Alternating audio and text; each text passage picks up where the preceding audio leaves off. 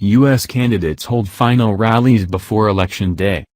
Hillary Clinton and Donald Trump have been crisscrossing America in a final push for votes before Election Day. Both have held rallies in the battleground states of North Carolina, Pennsylvania, and Michigan. Mrs. Clinton urged voters to back a hopeful, inclusive, big-hearted America, while Mr. Trump told supporters they had a magnificent chance to beat the corrupt system. Polls give Democrat Mrs. Clinton a 4-point lead over Republican Mr. Trump. A record number of Americans, more than 46 million, have voted early by post or at polling stations. There are signs of a high turnout among Hispanic voters, which is believed to favor Mrs. Clinton. America the Beautiful's ugly election. 5 things to watch in results. Hour by hour guide to U.S. election. It was after midnight when the rivals held the final rallies of their campaigns, Mr. Trump in Grand Rapids, Michigan, and Mrs. Clinton in Raleigh, North Carolina. Today the American working class is going to strike back, finally, said Mr. Trump, pledging to reverse job losses. Earlier, in New Hampshire, he told supporters, "We are just one day away from the change you've been waiting for all your life.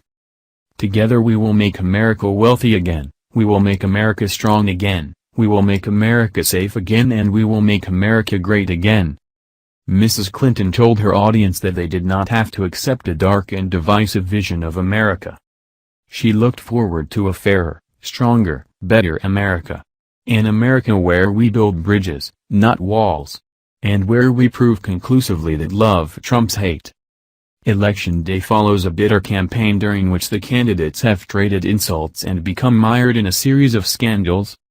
At a star-studded event in Philadelphia, Pennsylvania, Mrs. Clinton was joined on stage by celebrities Bruce Springsteen and Jon Bon Jovi, as well as her husband Bill, President Obama, and his wife Michelle. Earlier Mrs. Clinton said in a radio interview that if she won she would call Mr. Trump and hoped he would play a constructive role in helping to bring the country together. At his rally in Scranton in the same state, Mr. Trump insisted the momentum was with his campaign. The businessman described Mrs. Clinton as the most corrupt person ever to seek the presidency, referring to an FBI investigation into Mrs. Clinton's use of a private email server while she was serving as Secretary of State between 2009 and 2013. On Sunday, Mrs. Clinton's campaign received a boost when the FBI said newly discovered emails sent by an aide showed no evidence of criminality.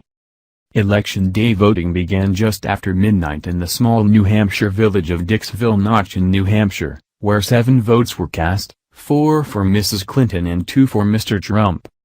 Results are expected sometime after 2300 hours EST, 4 o'clock GMT on Wednesday, once voting ends on the West Coast.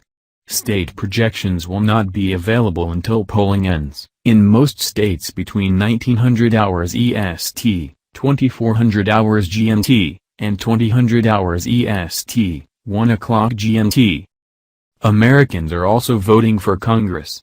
All of the House of Representatives, currently Republican-controlled, is up for grabs, and a third of seats in the Senate, which is also in Republican hands. U.S. election, the essentials. All you need to know. Who is ahead in the polls? Who is going to win? Full election coverage from the BBC. Hour-by-hour guide to election night.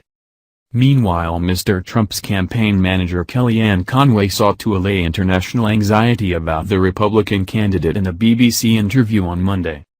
She said criticism from abroad does not reflect why Donald Trump is running and who he would be on the global stage. French President François Hollande has said the billionaire made him want to retch. It follows a series of sex assault allegations made against Mr. Trump, which he denies, and the emergence of a recording of him making obscene remarks about women. Mr. Trump has also been accused of stoking xenophobic sentiment after vowing to ban Muslims from entering the U.S., describing Mexicans as rapists and saying he would build a wall along the U.S. southern border to stop illegal immigration.